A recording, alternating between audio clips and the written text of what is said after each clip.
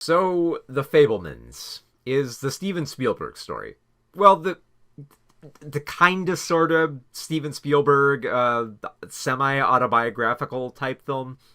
I kind of feel like, and maybe this is placing the film a little bit too high up there, but it kind of feels like a little bit like Federico Fellini's film like Armored, where it's it's a relation to like the director's childhood, but not quite directly. Like it feels like familiar tones and aspects of that director's life, but also framed in the way that that the director would like to direct that type of film. So Spielberg's film it feels very much like the type of film that he would make about a director's life, while also trying to tap more into his own upbringing and his own like coming of age tale. So the character who essentially meant to reflect Steven Spielberg here is Sammy, played by he's played by a fairly young kid at first, but then eventually in the teenager form he's played by Gabriel Labelle. And when we first see Sammy, he is going to see a film for the first time, the first movie that he's ever seen in the theaters during the mid 1950s. So his mother, Mitzi, played by Michelle Williams, and his father Bert, played by Paul Dano, are trying to get Sammy used to like the idea of go seeing a film in the theaters. Like look, the lights are gonna come down, and you're gonna see this big, like it's gonna be like a dream up on the screen, and of course like there's two sides to this. Like Mitzi is very much comes from an artistic background, so she describes it as like, oh, it's gonna be like dreams. You're gonna see amazing stuff on the screen. And Bert is very much, he's a scientific engineer, so he views everything from like kind of like a from more of a scientific level. So he's basically just like, look, what's going to happen is they're going to show these pictures up on the screen and they're going to go by at like 24 frames a second. So the way that you're watching it, you're going to think that there's someone up there, but it's not. It's just like pictures moving. So Bert's very analytical and Mitzi's very artistic, and still Sammy is not prepared for what happens. And it's mostly because the film that he goes to see, which his parents kind of regret bringing him to, was Cecil B. DeMille's The Greatest Show on Earth. And the one aspect that he remembers from that film, the one that sticks out to him more than any, that he can't stop thinking about, is the scene where the trains crash into each other, and there's this big pile up there, disaster, destruction, and it's just mesmerized by it. And he's like, and it's not so much that he's like scared by it, it's just that he's like kind of in shock about it. It's like, man, that I can't stop thinking about it. Like, what am I gonna do? And then eventually Mitzi gets the good idea of like, oh well, why don't you film it? And then if you film it, you can understand it. And then once they film it and they get the footage back, Mitzi realizes that, Sammy's actually pretty good at shooting cool stuff like trains smashing into each other. So maybe she keep doing that. And then eventually, we cut to the montage, and he keeps working with cameras and keeps making his films and finds little innovations here and there. So the film is kind of like, and like you get through like that first part of Sammy's life and you feel like, okay, is this going to be the rest of the film? It's just going to be Sammy slowly learning how to become a film director, and then eventually he's going to build himself up there. And it kind of is that, but I feel like the more interesting aspect of the film is the family drama, because we established that Mitzi feels like she's had like a life denied her, where like she's a very great pianist, but because she's settled down with Bert and she's had like 3 kids, well technically 4, like she has 3, and then there's another one on the way, so she feels like like her life has kind of like passed her by, and kind of like retreats to like certain vices and becomes more mentally unstable, that it becomes difficult for Bert to deal with her. And Bert, you feel sad for, because like it's not so much that like Bert is the victim, but like Bert doesn't know how to handle Mitzi, and even worse, he doesn't know how to process these troubling feelings that she has when she starts connecting more with Bert's best friend, Benny, played by Seth Rogen, and they essentially start having an affair. And it's one of those things where it's like Bert feels like you feel bad for Bert, but you also feel bad for Mitzi as well, and for like the family being caught up in it all, and trying to just find some stability here and there. and you kind of feel that for them, because like there's never a moment where it feels like the family completely self-destructs. It always feels like they're trying to make this work. They're trying to repair any damage that they might have done and trying to become better people, while still giving they're still making sure like they have a stable family, even though they are very much not stable and they have serious problems that they've got to work through.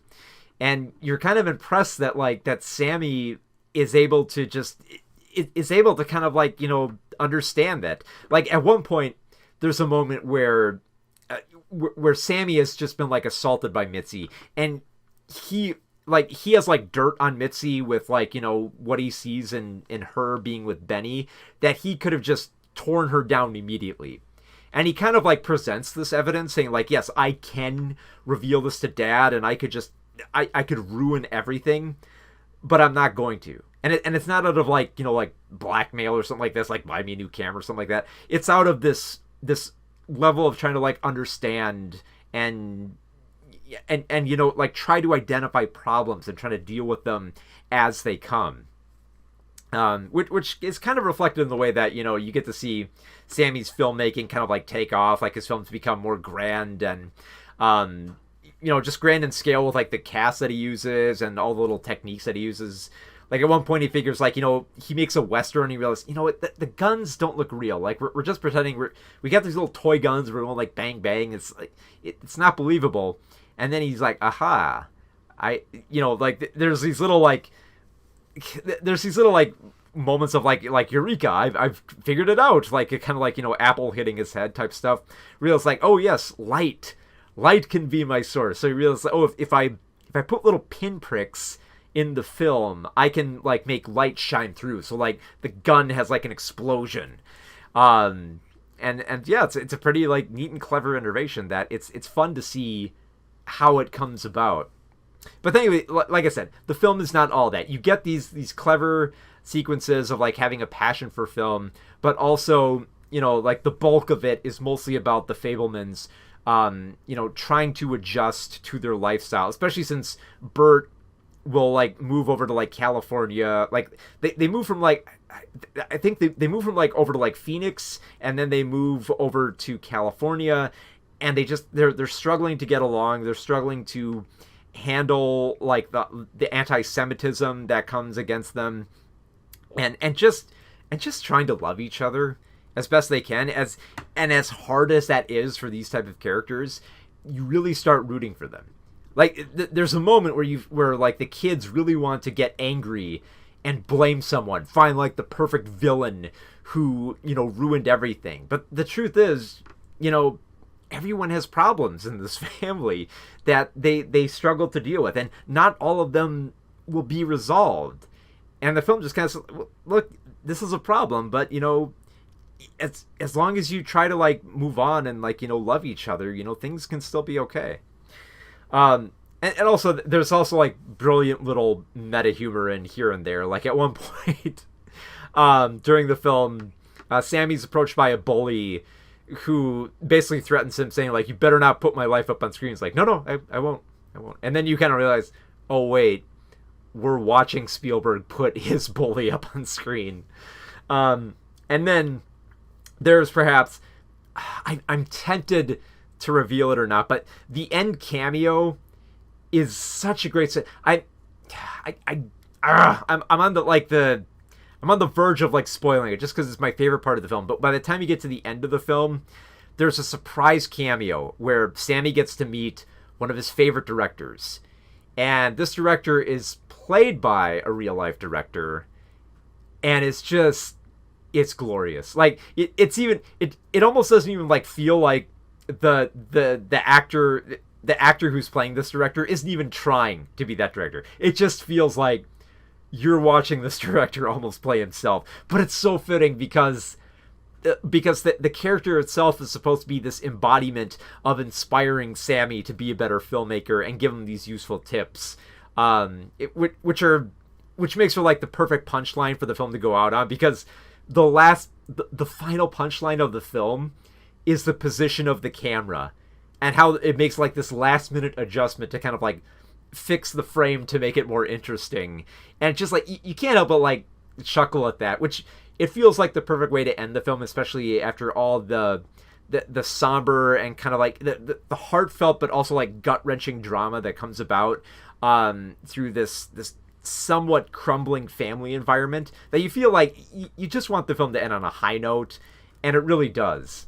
So, and I mean, like, for being one of his more like personal films, Spielberg actually directs this like pretty well. Like, he doesn't, he knows just when to like to cut. He knows when not to linger too long, but still finds like the fun moments where it's like, okay, I this is a fun sequence. Why don't we stay here for a little bit and explore that, and then we can get back to like the family drama, and we can get it all well shot and everything like that. But then we'll have like a little bit of montage here, and then we'll cut and we'll explore like, you know, when Sammy goes to film at the beach, or we'll have like a little bit of a personal moment where Sammy is directing one of his actors, and we'll get to spend some time with them. More than he would on, like, you know, the special effects of like the blood gushing coming out. Like, all that stuff is cool, it's there, but the real interesting aspects are how much like of Sammy's personal life that he puts into his work. The other, yeah, I almost forgot about this, but like another scene that I absolutely love is that there's like two scenes you get with Judd Hirsch, who plays Sammy's grandfather, and like, and his grandfather, Reggie. No, wait, it's not Reggie. I'm sorry, I got the wrong notes here. But anyway, Boris.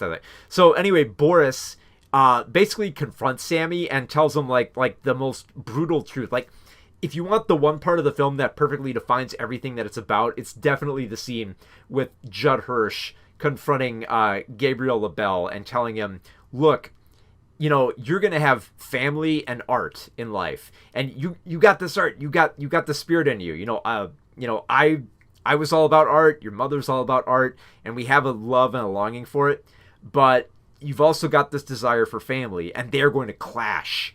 And like, and it's such like a harsh talk that even Boris isn't quite ready to have, but it feels like he has to have this conversation with Sammy, because it's going to like paint the direction for the rest of his life. And it's just like, it's such a perfect moment because it defines everything that the Fabelmans is about, but also this conflict of, you know, what you want out of life over, you know, what you want to, over how you want to be perceived by others, and how it clashes so much that you almost feel like you have to choose between the two, and that there's going to be some sacrifice.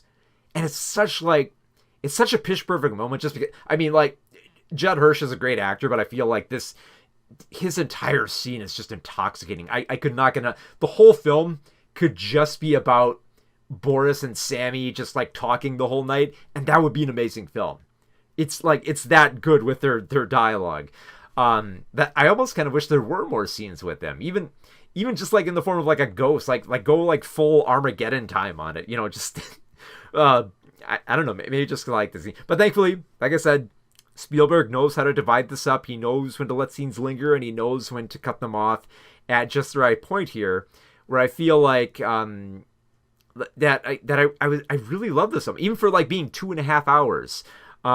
It really engrosses you, and it never felt like, you know, like my other eye was on like the clock here. Like, I loved watching this family develop and see where they go, where you almost feel like it could have kept going by the end of that film, because it proceeds down such an interesting path that you're curious almost to see, you know, what will happen next.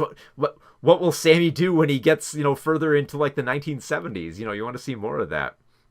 But for what it is and for how it's set up, I feel like this is probably the most excited I've been about a Spielberg film in a long time.